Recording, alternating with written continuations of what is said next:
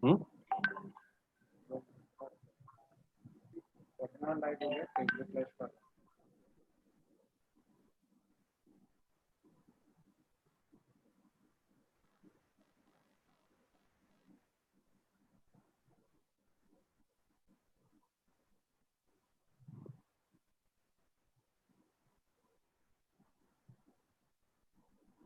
I'm starting.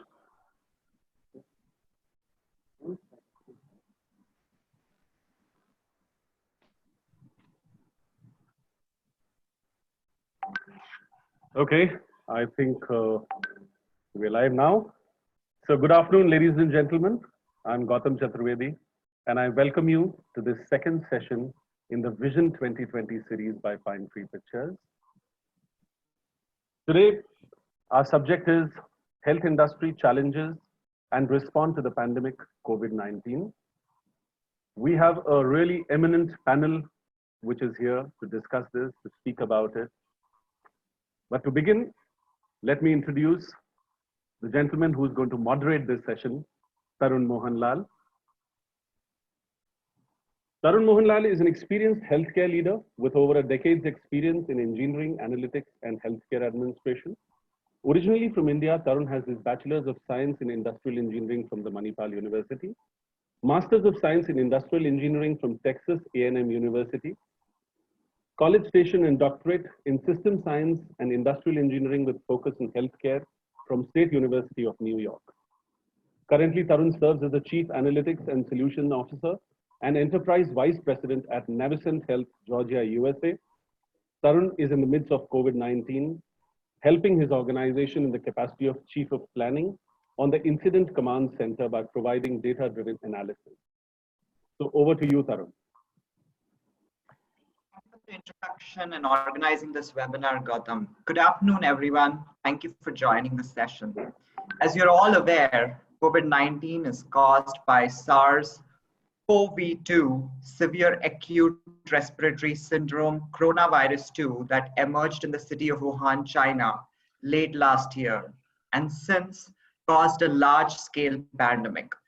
There have been approximately 3.3 million cases reported globally, and 37,000 of those cases in India alone as of late evening yesterday.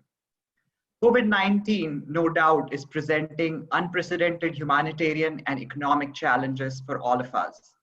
And I'm honored to moderate a discussion today with our esteemed panel members to explore the questions: what challenges is the world and healthcare industry in particular facing today? How are we prepared to mitigate these unprecedented times? What future opportunities is this pandemic going to present for healthcare as well as the society? Before we start with our discussion, please allow me to introduce our speakers for today, representing the spectrum of healthcare ecosystem, including hospitals, diagnostics, and pharmaceutical. Our first speaker is Dr. Ashutosh Shukla, an infectious disease expert and a renowned physician with 27 years of experience. Currently, he's the director and head of the Department of Medicine at Artemis Hospital. Dr. Shukla is the global director of GenPack and also the co-founder and medical director at Prana Center for Integrative Medicine. A fellow of American College of Physicians, Dr. Shukla did his MBBS and MD from Delhi. He's trained at Stanford Medical School and San Francisco General Hospital for advanced training in infectious disease. Our next speaker is Mr. Ravi Kaushik, CEO of TransAsia Biomedicals Limited, India's largest IVD company. Mr. Kaushik has nearly 25 years of global experience in strategic sales, marketing, and product business model innovation, ranging from healthcare industry to energy, power, and engineering. Prior to his most recent role, Mr. Kaushik was Group Marketing Director, Asia Pacific and India, Country Business Director for Diabetes Vertical for Medtronic. Mr. Kaushik holds an MBA from Kellogg School of Management in Chicago, Master's in Mechanical Engineering from University of Wyoming, and Bachelor's in Mechanical Engineering from MS University, Baroda, India. Our third speaker, Last but not the least, Mr. Saidutta Nanda is currently the President HR, McLeod's Pharmaceutical, handling all HR functions globally. He has 23 years of experience in human resource management and served in the capacity of Chief Human Resources Officer for almost 18 plus years. He is a postgraduate in management from Institute of Management Study, DAVV Indore. A warm welcome to all of you and thank you for joining us in this discussion today. Without further ado, let's get right into the opening remarks on the current situation from each of our speakers. Let's start with you, Dr. Shukla. As the frontline worker and industrial infectious disease expert, what are the challenges presented by this novel virus on our health systems and public health? Over to you, Dr. Shukla. Thank you, Tarun, and thank you, Gautam, for inviting me to this webinar.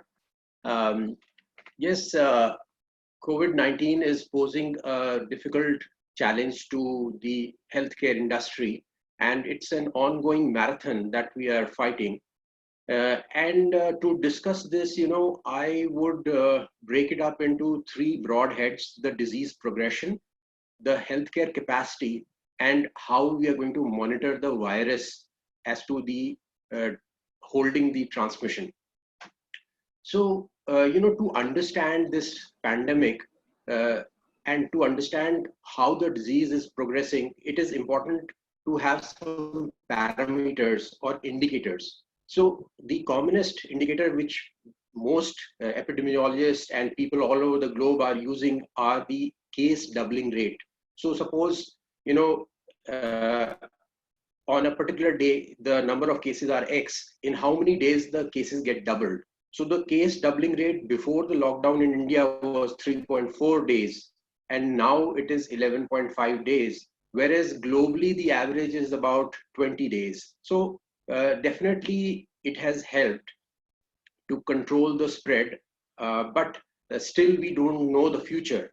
And that's why, what we are doing is we are tracking the number of cases which are coming positive every time we do a testing. So when we do a testing in India, luckily the overall positivity rate is coming about 4.4%. I mean, 100 people you test, only 4.4 people are coming positive. So which is a respite in the sense that it's not so high. But the cases are rapidly growing. In fact, over the last 24 hours, if you see, this was the largest single day spike of about 2,364 cases only in 24 hours, and mainly from Maharashtra, Gujarat, and Delhi. And the disease is going to progress rapidly. And most of the epidemiologists have these mathematical projections, and the projections are that very soon, in about a month, the cases would cross 1 lakh cases. Right now we are at 30,000 plus. So this is as far as the disease progression is concerned. But then, we need to understand, are we prepared as a country to handle these challenges? So whether, our capacity to have the adequate number of personal protective equipments, whether we have adequate isolation wards in the hospitals, whether we have ICU beds, ventilators, the adequate trained staff, and the new treatments. So we need to ponder and worry and see the statistics as to how things are going. Luckily, the government has now started focusing, and they, like in Gurgaon, where I work in Artemis Hospital, the government has dedicated 3 hospitals as COVID hospitals where all COVID patients will be treated. And going forwards, about 600 plus dedicated healthcare facilities are going to come up with about more than 1 lakh isolation beds. So that's the planning with which the government is going.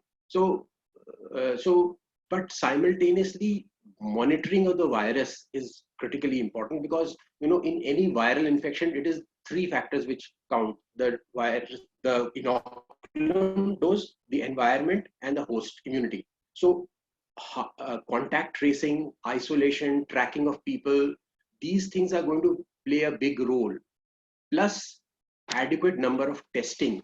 I mean, countries like South Korea, Germany, which have done such high levels of testing, they have been able to control the disease much better. So we need to learn from them. I mean, when India started off in mid-March, our testing levels were about 10 tests per million per population. Luckily, after that, the government opened up the labs, and I mean, 150 labs were added only in the last 2 weeks. Right now, we have 321 labs doing these tests. So right now, the testing rate has gone up to 519 tests per million population. So that is good the way we are going. And luckily, we should be able to contain the infection if we keep going this way.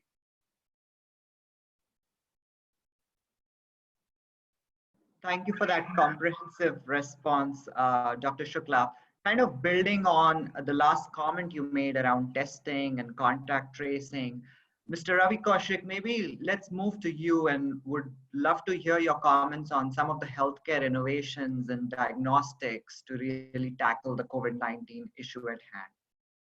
Thank you, and good afternoon and good evening to different people around the time zones. So thank you for having me on this panel. So yeah, about testing, clearly we are in the diagnostic space, and there is a lot of different testing that is happening around the world. I'll just simplify, because even for myself, while I'm an engineer and I've joined IVD in the last 6 months, it can get pretty complicated. So in simplicity, there is molecular testing, and then there is immunoassays. Now, within molecular testing, you have what is called the RT-PCR, which is the swab test with which people can take a swab from either the deep part of the nose or the throat, because that's where actually this virus exists. So the most highest standard, gold standard presently, which has existed, is RT-PCR. The problems with RT-PCR is that this is then the expertise of the person who is conducting the test. So the problems in the number of people who are able to get the test right, then you have to transport that sample, and then finally it has to be handled in the lab, and this is an RNA test, so it is quite delicate. And ultimately the result then from the handling of this. So while RT-PCR is presently working, it is limited by the fact that the number of workers who can do it, the inconvenience of the procedure, as well as the transportation and then the handling in the lab, requires it to have a sanctity throughout the process. The other test, which has gained a lot of repute, is the rapid test. Now that's like a very small test, which is not molecular, it's an immunoassay. So it's a strip quite similar to your pregnancy test, and you can take a serum sample or blood sample, put it on there. And it's more of a screening test where you don't want a false positive is fine, but false negative would result in people going away. So if you find a false positive, that's fine, but mostly people with positive then have to go for the full-blown test in a lab. These tests recently have not come true to their quality and to the standards, and the Indian government is still debating whether we should use these tests across the board. While they are very simple, easy to deploy, it's a strip, it's very similar to a blood prick like you would do for diabetes, and just drop the blood drop. Then there is the immunoassay test, which would be an ELISA test, which is enzyme-linked immunoassay. And that is still not in play, but in the longer run, that is something that I believe will be very important. So that would be presenting your blood sample to the lab, just like you would go to any lab, or collecting it in many places. And then there is this assay, there is a machine, ELISA machine, and the machine can measure 96 samples at a time. So you can do hundreds of tests. And basically when you put the sample in, the way the reagent works is it sparks off either through chemiluminescence or through ELISA, and the machine can detect which samples actually have the COVID SARS-2 virus and which don't.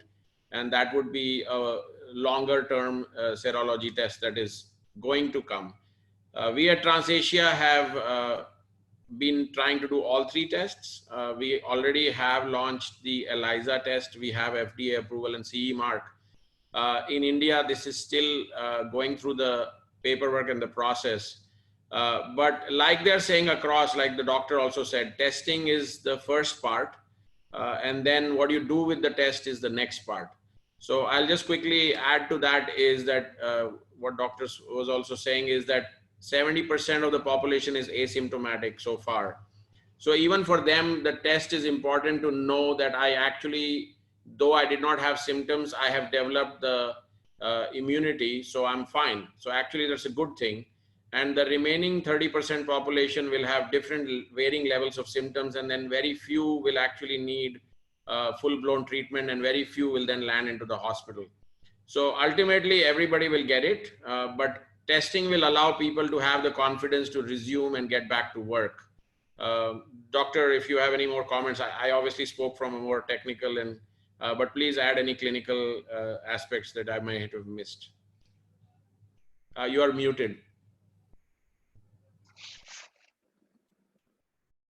Testing always helps because you are able to identify the active cases, and you are able to isolate them, you are able to quarantine them, and you can control the spread of the disease.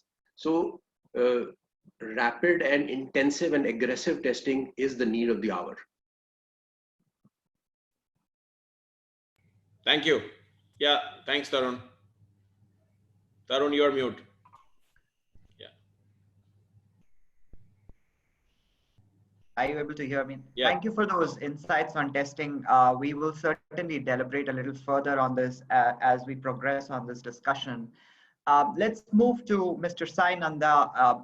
Being in the human resources industry, there are different challenges being presented to how to really prepare workforce and workplaces to really address the COVID-19 challenges from an employee safety and productivity standpoint. Do you want to give some comments and share your thoughts on that topic briefly, please? Thank you, Tarun, and thank you to all of the panelists, and welcome all attendees. Look, it is very unprecedented time.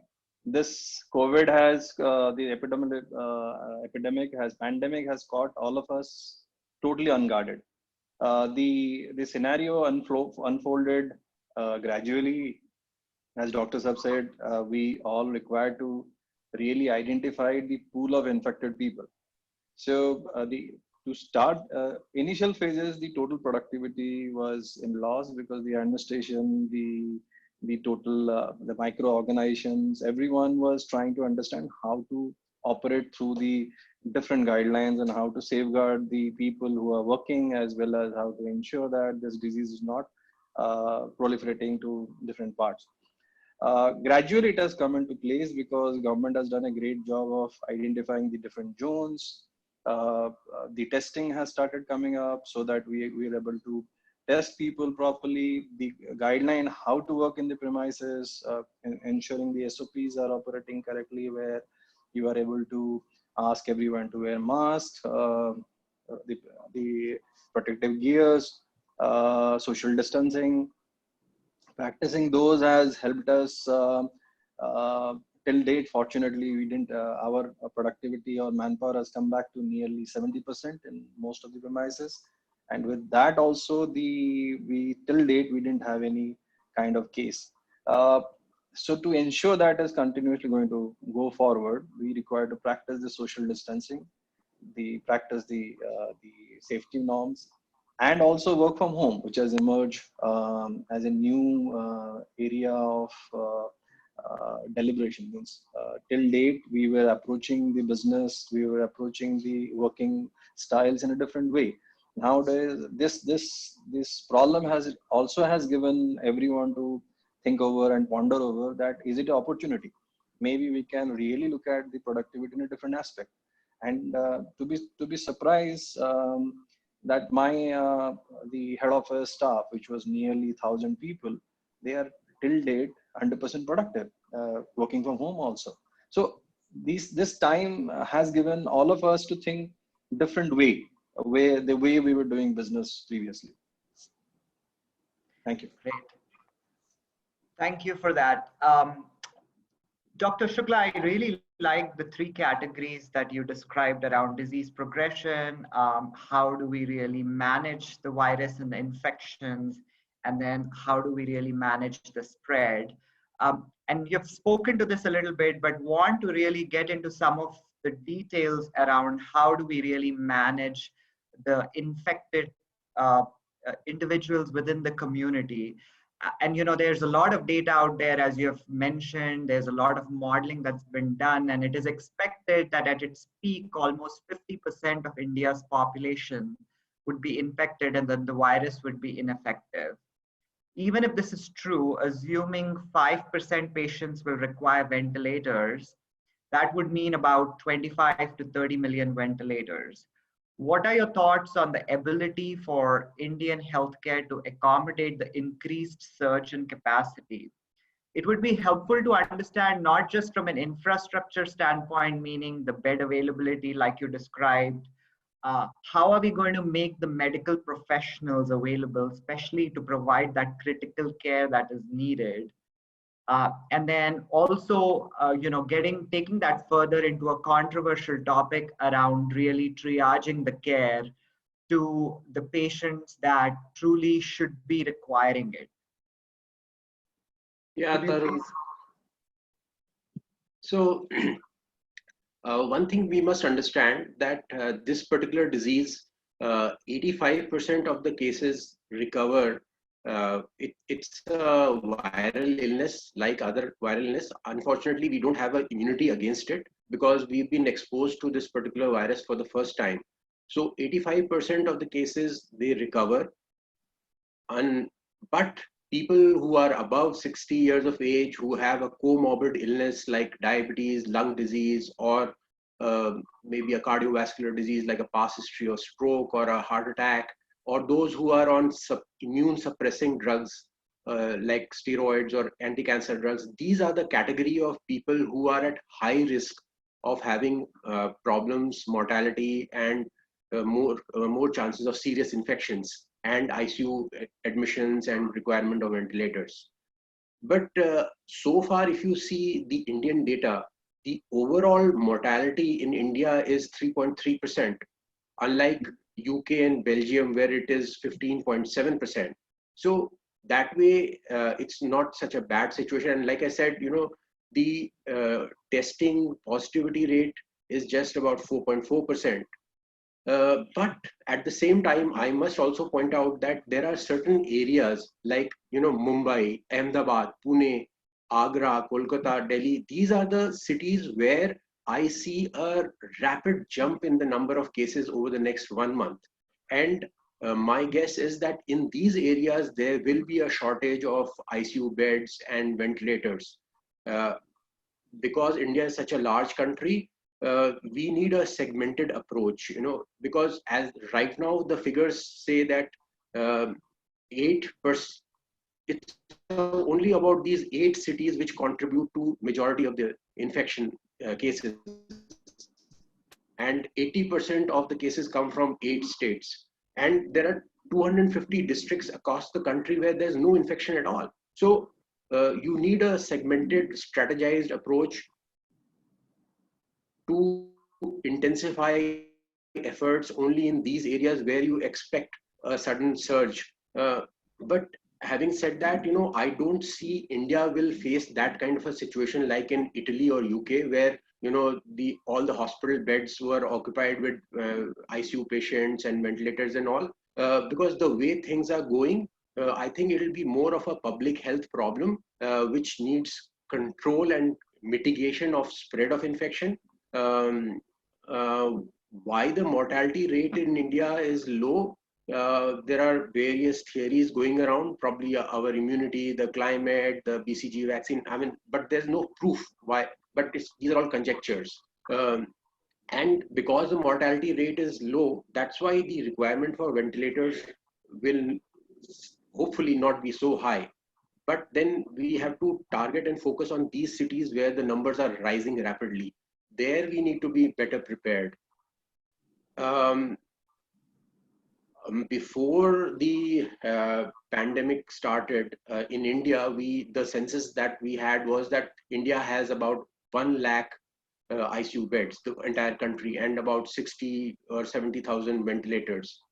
I'm sure the numbers have probably gone up or something, but and since we got this lockdown and we got this time to prepare, this will help us to strategize and prepare better for the future. And we should concentrate on building up the capacity in these targeted cities where the numbers are rising rapidly. So I don't see that 5% of the figure which you quoted, 5% of the entire population, it may not be that high level of ventilator requiring patients. It will be much lower because of the mortality rate, which is low, probably because of various reasons. India is a different country altogether. So I think right now, containment of the disease should be the focus, so that we don't reach that situation where where UK and Italy reached. That's great, Dr. Shukla. Just a follow-up question on that. You raise a very good point about making sure we are strategizing based on the density of population and the infected population in certain communities, and not do broad sweeps across, right? Because it's totally dependent on the needs of the community. What are your thoughts around really trying to understand how these social distancing strategies that are happening at a state level, national level, also being strategized within the community rather than having them strategized across the nation? Yeah, so social distancing has to be strategized according to the government has divided the country into zones: the red zone, orange zone, green zone. Green zone is the area where there's no active case of COVID-19. Red zone is where there are active cases. And I think the country needs to react according to the zone. So in red zone, orange zone, social distancing has to be compulsory and must. We need to learn from countries like Singapore, Taiwan, South Korea, which faced a similar pandemic, like, they had SARS and they had other pandemics where it became a norm, wearing a mask in public, social distancing. Social distancing means that you have to maintain a distance of about 6 feet, which is 2 meters from another person, so that, because that's the way the virus spreads through the droplets. So that much distance, if you maintain, you are unlikely to catch the infection. So especially in the red and orange zone, the social distancing, wearing face masks, being extra cautious needs to be emphasized. Right. One other follow-up question on that, there's a lot of movement towards really putting or pausing elective procedures till we really get through this phase and mitigate the spread of the disease. But that could lead to some unanticipated consequences. Any comments on that? Yeah, I mean, in my hospital, I am seeing this challenge on a day-to-day basis. Non-COVID patients, there's a huge problem there. One, they are scared of coming to the hospital. Number two, the kind of care that they are getting, even when they come to hospitals, is not that good quality. So COVID pandemic is one problem, but the problem for the non-COVID patients is another huge problem, which is not being addressed. People having minor strokes, they don't come to the hospital, they just sit home. A lady had pneumonia, one of my patients. She said, no, I'll take the antibiotics at home. I don't want to come to the hospital. Then she suddenly had a drop in her oxygen saturation. I had to rush her to the hospital. So these kind of possible problems are increasing and they are not being addressed. So once the government comes, it is coming out with the strategy of focused COVID hospitals. So in the entire, like in district of Gurgaon, the 3 hospitals will admit only COVID patients. The rest will be managed by the other hospitals. Though that kind of a strategy will really help to manage these non-COVID patients. Thank you so much. So, having said that, Mr. Kaushik, thanks for the detail you provided around the testing and the types of tests available.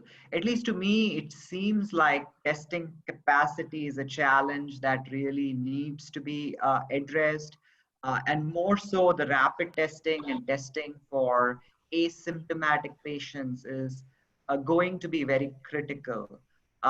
What are your thoughts around increasing the capacity for these tests and really scaling that to broader masses? Yeah, so that's a good question. I think for a country like India, that's what the lockdown has enabled us to do. So while there was a mixed opinion and there continues to be that we keep extending the lockdown, what that allows us to do is, because we have this huge population, it allows us to have these zones of the red, green, and orange, as well as target the testing towards those places. And like the doctor was saying, we need to provide our capacity. It is never going to be enough, because I think there's been multiple press. If we did 1 lakh tests per day, it will take us 37 years to test the entire population. So we are not going to be able to do that. And I don't think anybody wants to do that or is wanting to do that. In fact, when the vaccine arrives, which it looks like 6 months, or if everything goes right, then obviously it'll be faster for us to vaccinate everybody than to test everybody potentially. But coming back to your question about testing, yes, I think the government has done very well in going from very few labs, initially only 5, then 17, then they added the private labs. Now I think we are close to 200, doctor, right? I mean, we have many private and public labs which are providing the testing. And there are multiple technologies also, like I was mentioning, the RT-PCR and the LAMP technology, and then the ELISA technology. So I personally think that presently testing is not a bottleneck. It is the fact that we are in lockdown, that people are not able to reach the test. So as we slowly lift the lockdown, the capacity which has been built up will match up with the demand that comes in, and we'll be able to match the two and be able to provide the testing. So I would, I mean, personally speaking, I would want the government to either subsidize the test or make it free for a lot of the poor population based on Aadhaar card. And that would allow for more people to get tested. Although that is happening in bits and pieces, but there's not a specific policy. There is a price cap that the government has set, which is good. But we actually, even though we are in business, I think for the bigger population and public health, this test should be potentially provided for free for the next 1 year, and subsidized or reimbursed through the government, as it is being done across the world. Yeah. Mr. Ravi, any comments on what we have learned from some of the other countries that are further ahead and really recovering from this infection? Are there any best practices that you think India can learn from? So I think I'm actually quite proud to be in India. I think we are probably learning and applying much faster, better. I don't want to sound too arrogant, but initially, of course, a lot of people said that because we are not testing enough, we are not finding enough patients. Now I think we are testing, and still our overall numbers are lower, as well as the lockdown, the messaging and the awareness around social distancing, mask usage, and just the overall cleanliness has helped India greatly. So I would say from a recovery perspective, it's only China which claims to have recovery, and there is a lot of suspicion around what numbers they claim, given how fast they were growing and how fast they've changed their numbers or paused almost. Korea and Singapore were good examples, but there seems to be now some more happening in both places. So to say recovery is to me tough. I think the right thing to say is how are we going to live with this, uh, rather than it's not going to disappear. It is like malaria or it is like any other disease, and of course the survival is still the vaccine, and of course after the vaccine arrives we will live with the vaccine. But for us, yes, those the next 6 months of the lockdown, the social distancing, the mask, the workplace change. So I do want to spend a couple of maybe 1 minute on what Saidat was talking about, is that a large part of the behavior change has happened in a lot of brick and mortar companies like us. Like we are a manufacturing company, we have R&D, we have sales, and we have service.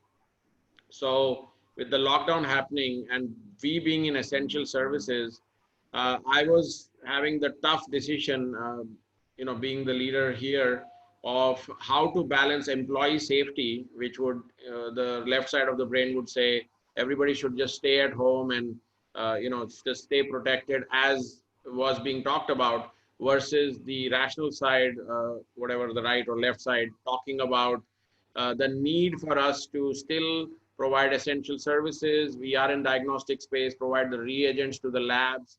There's a lot of labs calling for the services, so our service engineers going for that. And then we have to come to the office because the finance team and the supply chain team and the service team has to support that team. So we made conscious decisions and we had to balance, and we continue to do that, which is how to alleviate the stress and keep the employees motivated without compromising on safety. And I feel great that this is a moment for a lot of the senior executives across many industries for stepping up. I myself, I mean, I'm not saying this out of bravado, but I have only stayed and worked from home for 5 days out of the entire lockdown of 40 days. So the reason is that we are in essential services and we should treat ourselves as well like the doctors who have worked, I'm sure, more than normal, Dr. Ashutosh, and the police and all the health workers. So while we are in the support function, it's like being in the army. Even the people who cook for the army, who are in the support function, are at the border cooking for them. So by that analogy, I meant that we then tried our best to come. But the other part is that we enable technology very, very rapidly. So the Microsoft Teams and webinar became normal.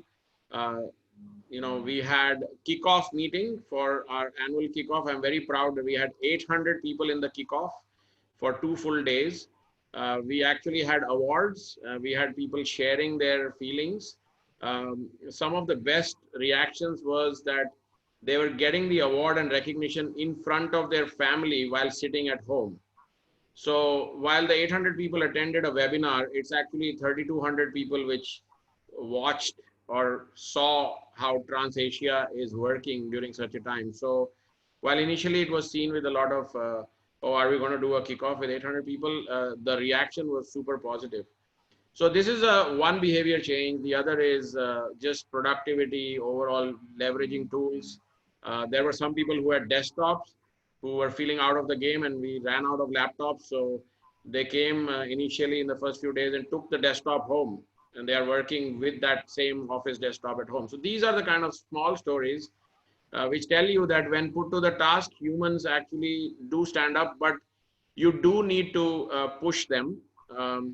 And so for all the viewers here, I say that this is a time of self-motivation. This is a time of self-determination. This is not a time of, oh, I'm going to just stay protected at home. Yes, you should. And yes, you should follow all the social distancing and others. But if everybody behaved like that, it would become very difficult for even, why should the doctors only be out and about?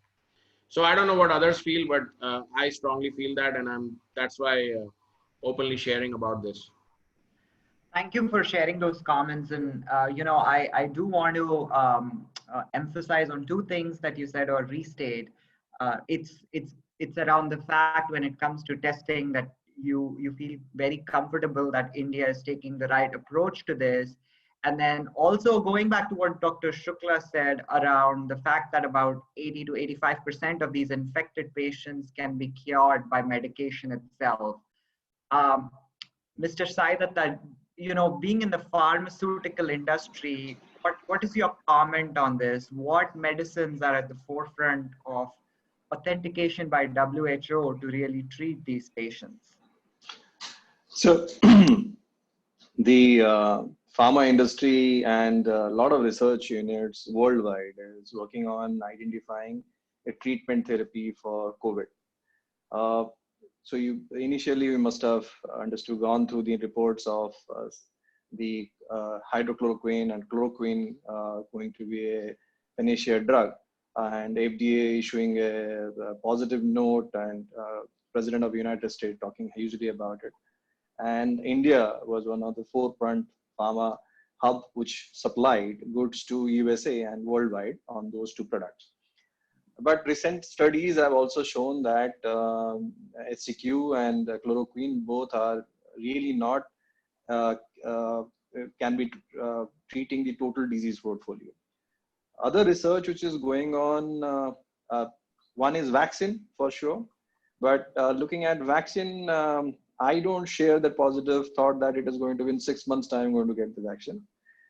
Vaccine most probably going to come at least in a year time. It will take a year plus time to have a proper efficacious vaccine, which is not having any side effect, or it is not going to lead to any other further problem, having a very hurried vaccine. A lot of people, a lot of scientists are warning against rushing through a vaccine because it could lead to a different kind of problem later on. I'll come to vaccine later on, but the treatment portfolio could be, it starts with antivirals. So initial phases, a lot of ARV drugs, HIV drugs was tried on this product, on this disease portfolio, didn't give great results. Then gradually chloroquine is given in different part of world today. It is giving mixed results. There is a, Gilead is having a one product called remdesivir, which is under clinical trial.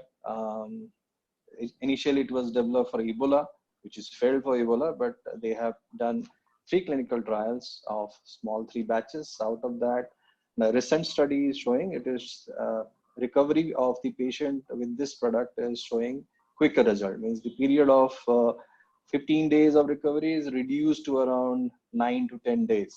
So with this result worldwide now, people are going to try this product portfolio at different part of the world. Beyond that, at this moment, other antivirals are not showing that kind of great result yet on this COVID product.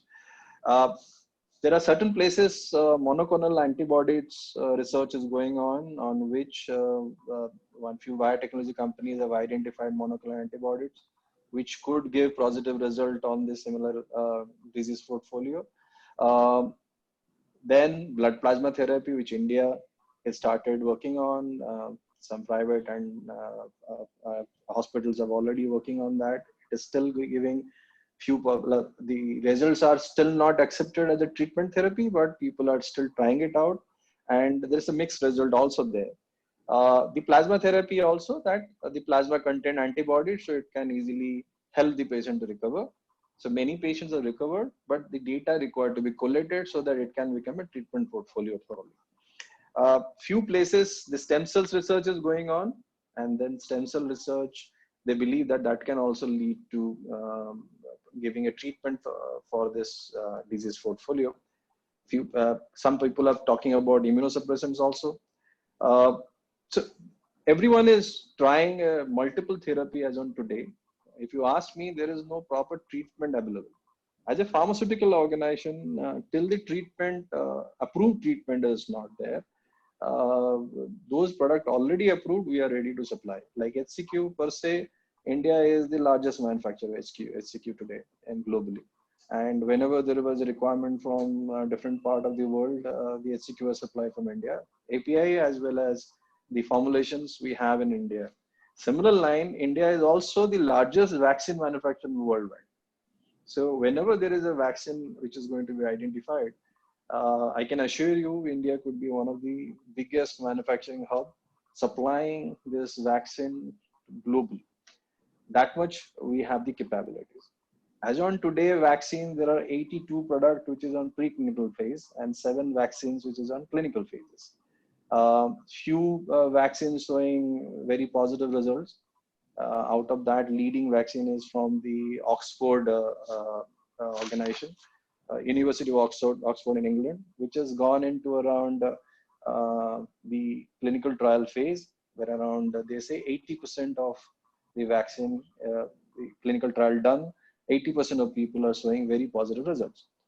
India, there are around 7 companies working on developing vaccines, 7 different vaccines like Zydus, Biological Events, Serum Institute, and other organizations. They are working on different kind of vaccine, but it is still in preclinical stage. Broadly, we can assume that to get a very efficacious vaccine, it is at least a year down the line. So the major work will be working on a treatment portfolio, which should be involving the antivirals, or we also focus upon that this COVID creates the pneumonia in the body. So how to treat the pneumonia itself, and maybe developing more your body should be able to create fighting abilities of vitamin C and all those. So people are prescribing different kind of different portfolio to approach the scenario. Great. Thank you so much for those insights. So, considering the discussion we have had so far around, the treatments are in play, but none of them are really conclusive enough. There is going to be a surge in capacity, surge needs in certain hotspots, and it's not sustainable, and the testing capacity continues to evolve, which really brings us to the very important fact that we need to have some preventive measures in place to be able to avoid the spread or really improve the immunity of individuals. Dr. Shukla, can you please share your thoughts on how can body's natural defense system immunity play an important role in maintaining the health? What are your thoughts on the preventive regimen suggested by Ayush Ministry? Do you recommend any other additional alternative preventive measures to tackle COVID-19? Yeah, Tarun, I would endorse the recommendations given by Ayush Ministry of having Chyawanprash and the golden milk, the milk with the haldi, and having more of ginger and meditation, pranayam. But these things, they are something which can't happen overnight. You have to keep practicing it on a daily basis for a long period of time, and that's how your immunity develops. So it's a question of being regular with these things and abiding by it and doing it on a daily basis for a prolonged period of time. So along with it, maybe vitamin C, especially for people who have some kind of a disease where the absorption of vitamins and nutrients is poor in the intestines, like say celiac disease or malabsorption syndrome, or who take alcohol, or people above 50 years of age, their multivitamin has a major role to play. Other than this, things like getting a sound, adequate, uninterrupted sleep for 7-8 hours, which is restorative, is a big immune booster. So avoid delayed sleep, lack of sleep deficit of a prolonged period of time does suppress the immunity.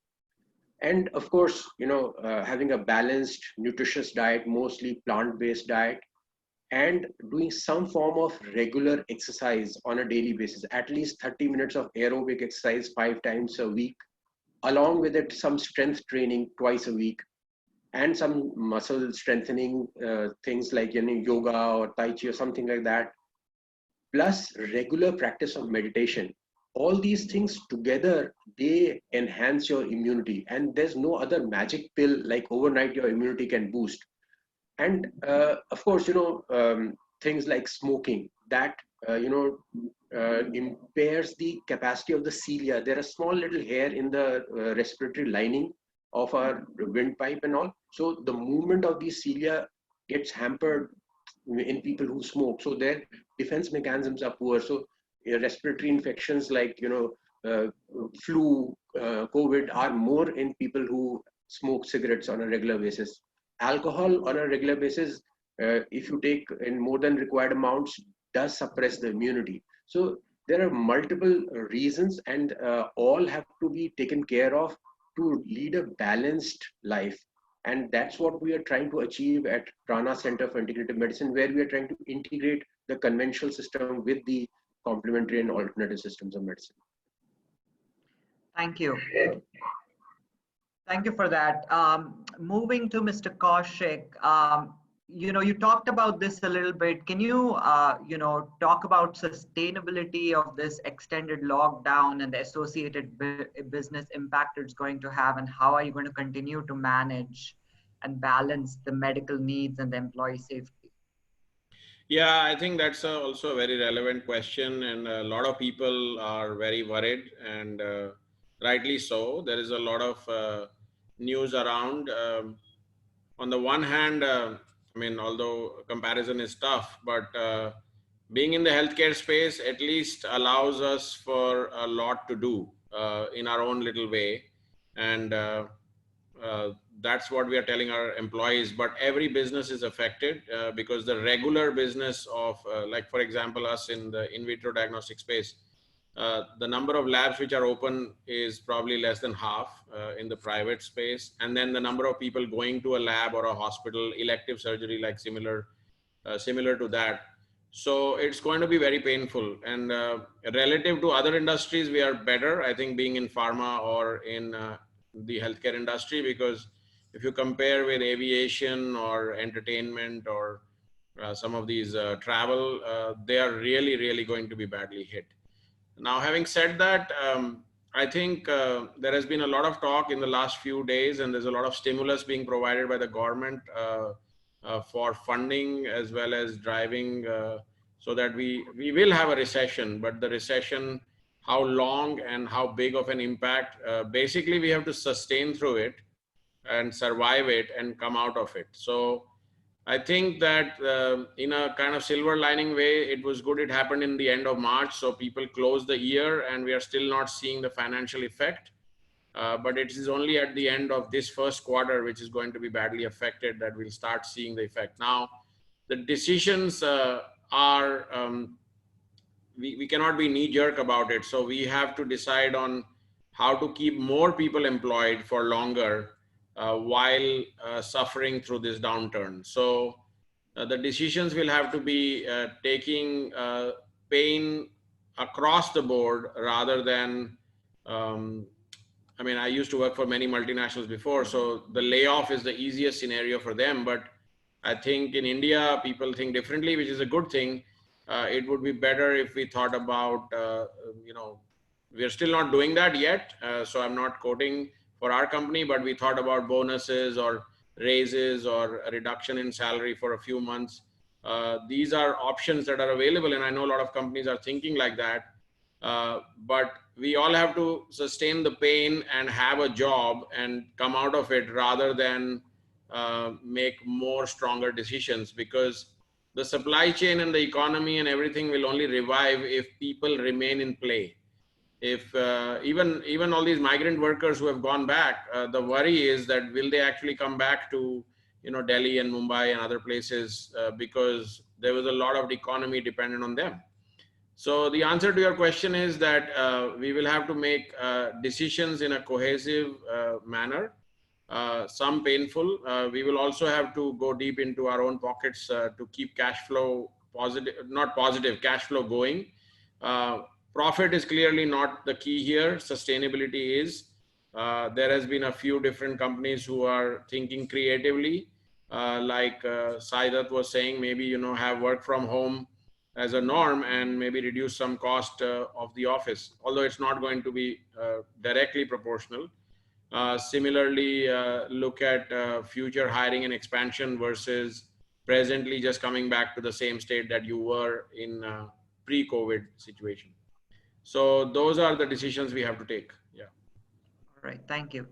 So we are coming to the end of the session. So the last question is open to any of our speakers, and by far is my favorite question.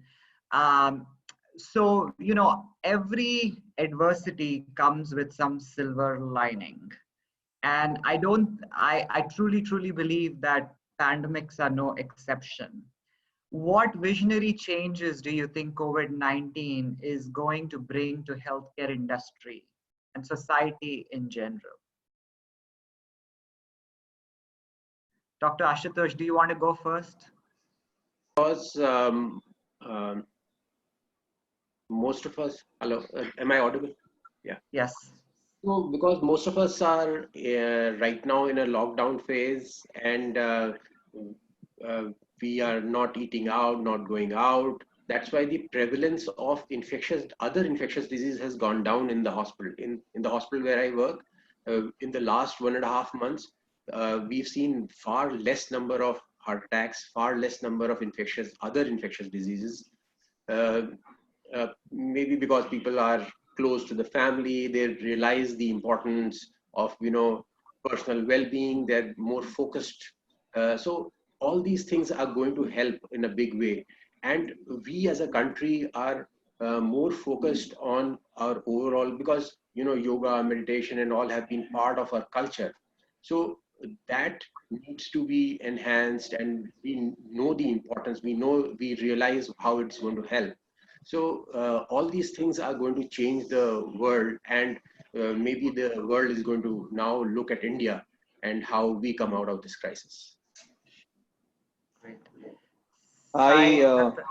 So I believe this time, after this crisis, India is going to emerge as one of the leading manufacturer for most of the Western world, or many aspects. Pharmaceutical for sure, but in other areas also, many of the manufacturing aspects going to move to India. This period has shown our governance, their decision-making power, the effectiveness of implementing things. As Ravi told us earlier, the employees, they are going beyond their job descriptions, they're going beyond their role, owning up the organization and owning up their responsibility. A great character has been reflected in this period. In this adversity, you can able to see the great characters you have in your employees. The stars comes out, they started shining. And this gives a lot of confidence to really able to grow beyond. So I believe after we come out of this crisis, world is going to come out crawling out of it. We're going to come out faster than that. Yeah, so I couldn't agree more. I think the common theme here is all of our panelists are quite positive. So am I. We have to be cautiously optimistic. There is a lot of pessimism around, and there is clear reason for that. And of course, a lot of people who are on this panel, as well as who are attending, are not the target population getting affected. So to be honest, there is some level of empathy and sympathy that we will have to drive moving forward. So some people asked about CSR and others. So in our own small way, we have to go above and beyond. But to answer the other question about, morale, motivation, stepping up, taking it as a challenge while maintaining sanity is important. And I think it is for a lot of us here who are attending this to take back obviously the knowledge out of this webinar seminar, but also the positivity and spirit, because there's a lot of other people who are dependent on or looking at a lot of the leaders and managers and doctors, and will follow what is being said. A lot of people are looking for direction. I feel the country leaders also, it is very interesting to see how the different leaders of different countries have communicated, behaved, from Mr. Modi to Trump to Angela Merkel. You can go around the world and see the different characters and behaviors. And it is for us to then take the best out of them and apply moving forward. I personally feel grateful to be in a position that I am able to deal with this challenge, right, rather than being like, why did this happen to me, or why is it happening at this time? So I'm taking it quite as a challenge positively, and I like to think that I will reflect back with good memories in the future. Yeah, thank you. Well said. And, as I read about Spanish flu and other pandemics that the world has experienced, I do strongly think more than ever before, we are better prepared to really face this with strength and get through it. On that Tarun, note, I will hand it Tarun, over to Gautam to see if yes, there are any questions from the audience. absolutely, Tarun. There are, first of all, I'd like to say, can you hear me? Yes. Yes. Okay. So first of all, I'd like to say what a positive conversation. As a layman, whatever I have been observing is what I'm sharing here, is that we are very positive. We are very disciplined as a nation, as a community. Like Sai correctly said, we are seeing the stars coming out from our employees, from our teams. People have owned up the responsibility, which is, you know, it's an exemplary time. It's a time that I keep telling my kids, God forbid, this would never ever happen again. But there is so much to learn from it, right? There are a couple of questions. There are, in fact, a lot of questions, but I'll try and take as many as possible because we've already crossed our scheduled time. So the first question coming in from Akash Kalal: should we emphasize on CSR activity and government authority communication as a challenge for pandemic preparedness by innovatively and fast rate to come out? Ravi, could you answer that? You've actually answered it earlier. Yeah, I think I answered that. Yeah, I think there are lots of people who are trying to do many different things. So some of them are standing out, like at the very basic level, helping with food for a lot of the migrant population. Ultimately, then with a lot of the basically the help will be required in daily wage earners and affected people. Like this morning, I made a very small donation, but still, to the circus of Mumbai, which is 40 years old. They're going out of business because they can't sustain themselves. Ravi, so this is so amazing. Everybody individually has been contributing in a small way, but that small way is a very significant way of contributing, whether it is providing food to the people who are stuck somewhere or giving small financial contributions. This is something absolutely amazing about how people are handling this pandemic. Yeah, and the other thing in our own way is that all the people in India, we have the luxury of having a lot of domestic help, which is now not able to help you because of the social distancing and the norms. So to continue paying them and to go above and beyond to help them and their relatives is another aspect. So charity begins at home, and I'm a strong believer of that. So that's the only thing. And of course, at a corporate level and government level, there has to be the CSR. Maybe the government should provide some kind of tax incentive for CSR made in the name of COVID will get a better tax break. I don't know. That's just an idea. Yeah. Okay. The next question coming from Dr. Vijay Naka. Can you please throw some light on the herd immunity aspect coming up? Dr. Ashutosh, if you could answer that. So herd immunity is a term which is used when a large number of people develop resistance or immunity to a particular infection. Usually it comes around after 60 or 55 or 60% of the population has some resistance or immunity to a particular infection. In COVID, the entire world was taken aback because we were not, it's a totally novel new virus and we didn't have any immunity. So by the time people develop infection and gradually the immune system gets to know this virus and our immune cells start secreting antibodies, about when approximately 60% of the population has this kind of immunity, that's when the herd immunity develops, and that's when the infection rate drops and the transmission drops. Great. Next question coming from Mr. Anupam Chaturvedi. Dr. Shukla, this is for you. From the diagnosed cases so far, is there any evidence of community spread or vegetarians having a lower propensity of for COVID-19 is also COVID-19 is a airborne infection, is it? Yes. COVID-19 is an airborne infection. When you cough, when the patient having COVID-19 coughs, sneezes, or speaks, tiny droplets are released. These droplets carry the virus, and the virus can either stay in the air or can drop on certain surfaces. And when a healthy person comes, and it spreads through either direct transmission or indirect transmission. As far as vegetarianism and non-vegetarianism is concerned, I would suggest that if you are a non-vegetarian, if you have proper cooked non-vegetarian food, it's absolutely safe. But don't have undercooked or uncooked non-vegetarian food. What was the third part of the question? I think there was another part in this question. Is there any evidence of community spread? Yes, definitely. There is a community spread, and now we are in the third stage of the pandemic where community spread is happening.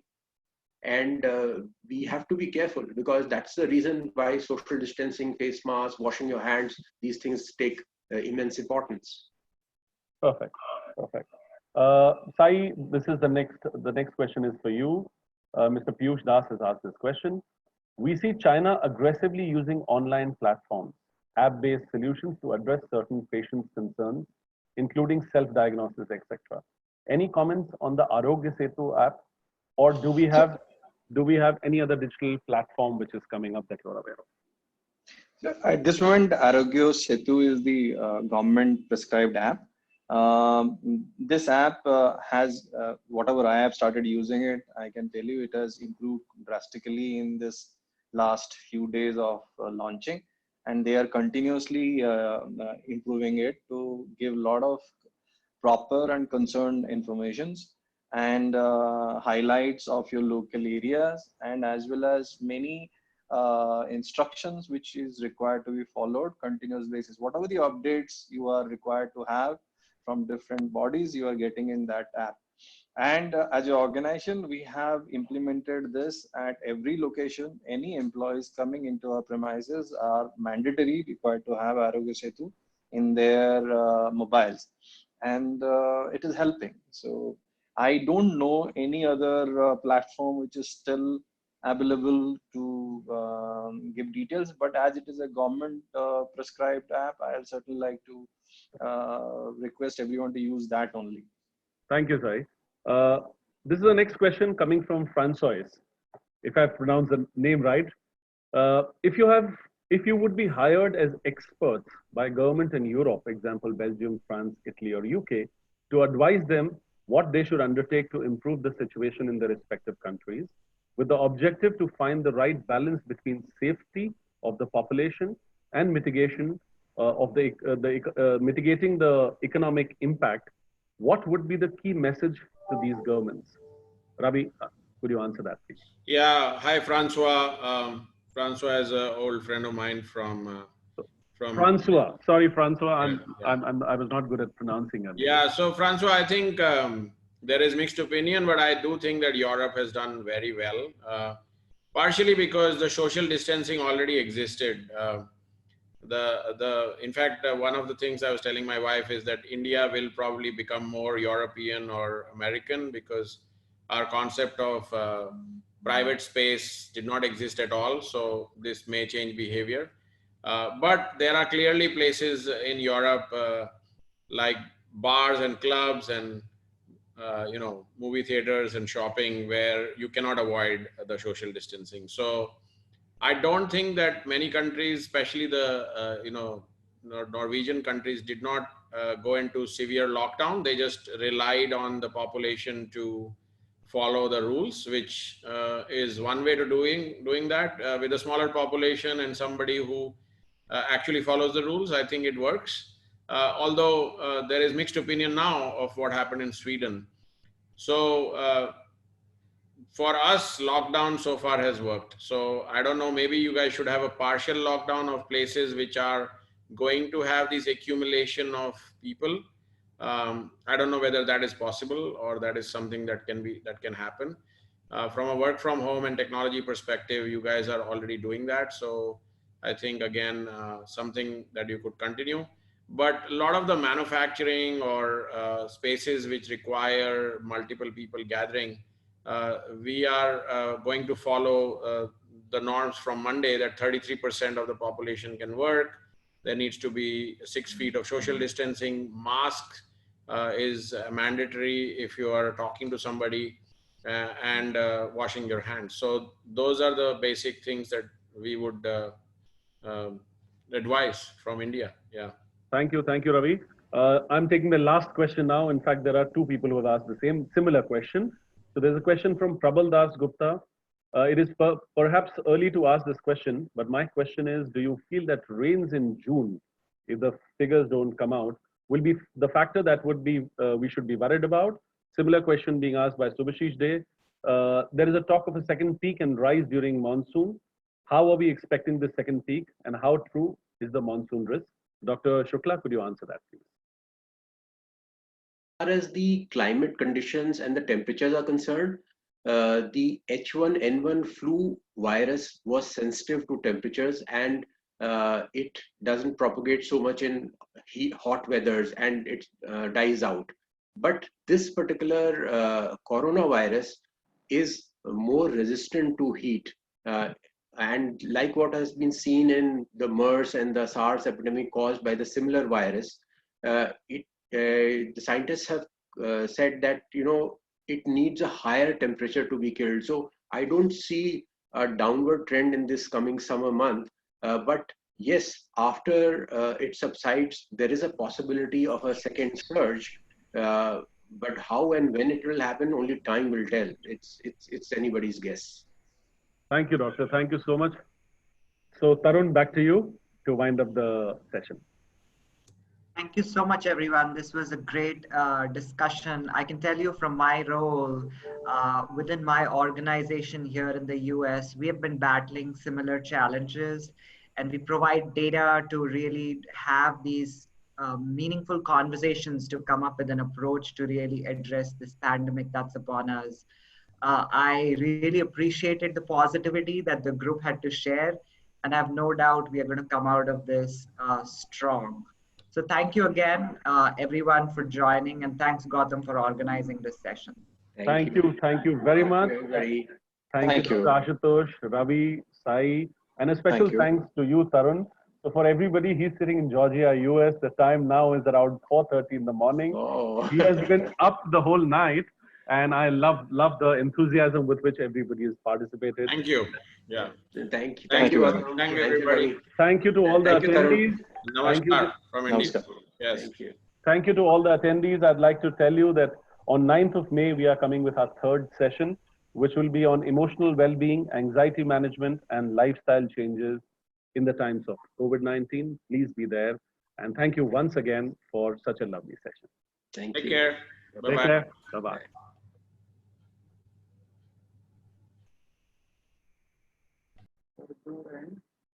Yes.